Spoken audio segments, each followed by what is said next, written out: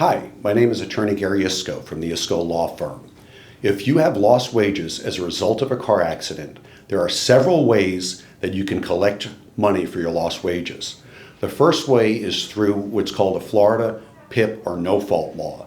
Regardless of fault in an accident, you're entitled to reimbursement of 60% of your lost wages based upon the previous 13 weeks average earnings.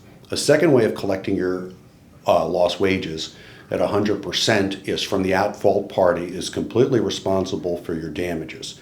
That would include damages for lost wages, medical, and pain and suffering. So the first avenue would be to collect it through your own no fault at 60% based on the average 13 weeks prior to the incident. The second way, and the most important way to get fully compensated, is to go after the person or entity that is responsible for the accident to fully make you whole for all your lost wages.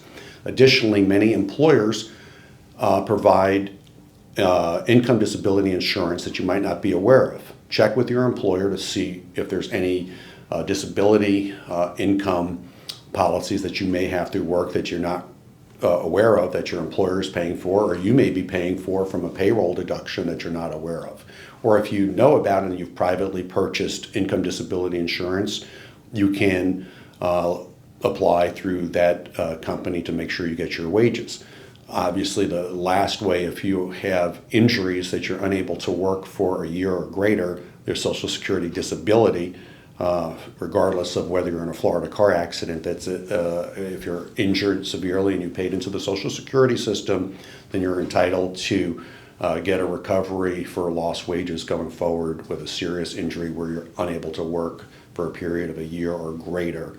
So as a recap, if you're involved in a serious injury in Florida, automobile accident, there are at least 4 ways that you can recover your lost wages. One is the no-fault PIP law, where you get 60% of your lost wages based upon the previous average of 13 weeks earnings. The second way of collecting, and the best way, is going after the at-fault driver or entity that's responsible for your injuries for 100% of your lost wages in the past and for your lost wages projected in the future if you're not able to work.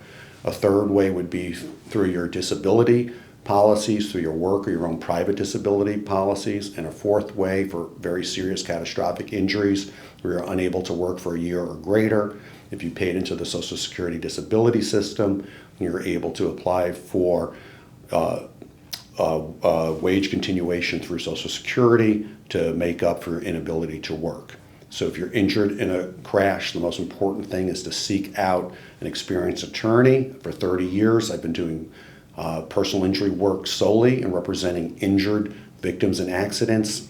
You would seek out an attorney with experience to attempt to get your lost wages recouped for the past lost wages and any lost wages in the future that would be projected that you're going to be unable to work.